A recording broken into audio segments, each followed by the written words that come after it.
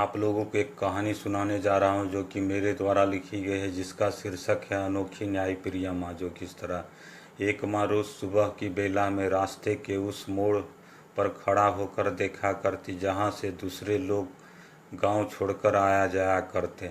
वो इस आशा में जाया करती कि शायद उसका पुत्र पल्लव आज लौट आए। जब राह ताकते ताकते थक जाती तो वह पुनः अपने घर को लौट आती। आज माँ यह नहीं समझती कि क्या सही है और क्या गलत है, बस वो अपने को कसूरवार समझा करती। पल्लव, जो कि जगजीवन राम का बड़ा पुत्र था, वह अपने पिता के खेती बाड़ी के काम में हाथ बटाता और साथ ही अपने कपड़े की दुकान का कारोबार भी देखा करता। लेकिन पल्लव आए दिन अपने छोटे भाई से झगड़ा किया करता और अपनी माँ से कहता, एक दिन मैं घर छोड़ के चला जाऊँगा। उसकी माँ यह सब सुन के उखड़ जाया करती और तब गाल पर हाथ रखकर बरामदे में बैठ जाया करती और सोचा करती कि अपने जीते जी कैसे अपने बच्चों को अलग कर दूं। यह सब वह घंटों बैठकर बरामदे में सोचा करती। फिर वह अपने कामों में लग जाती। दोपहर के वक्त जब सब बातों को भूलकर उसकी माँ पल्लव को दुकान में खाना पहुंचाया करती तो डांट डपट कर यह भी कहा करती, केवल काम ही करता रहेगा या कुछ खाएगा भी। पल्लव के खाते वक्त उसकी माँ हाथ के पंखे से हवा झोंका करती और दुलार पुचकार कर पल्लव को खाना खिलाया करती।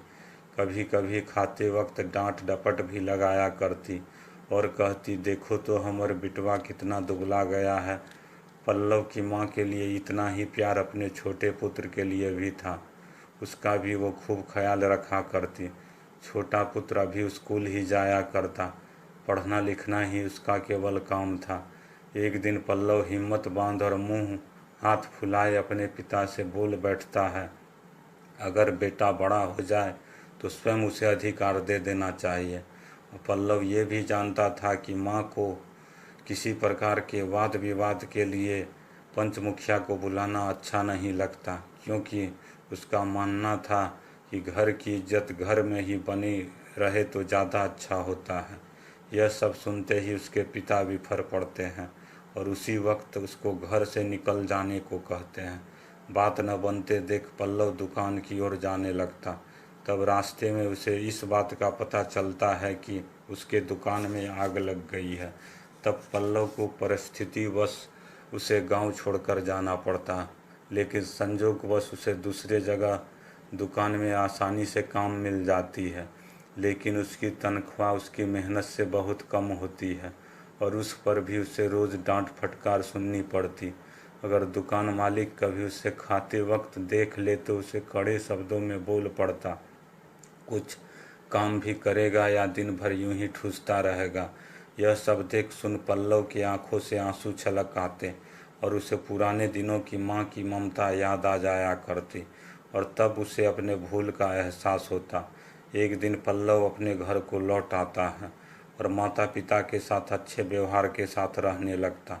तब उसका जीवन पहले की तरह आनंद भरा हो जाता है।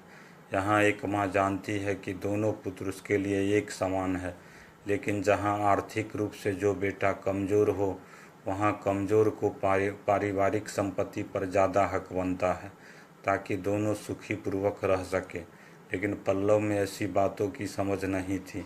यहाँ एक माँ जानती है कि अपने जीते जी अपने संतानों को अपने से अलग करना मौत समान होती है। यह कहानी हमें यह सिखलाती है कि माता पिता के लिए उसकी हर संतान एक समान होती है। वो किसी के अहित को लेकर कोई फैसला नहीं करते हैं।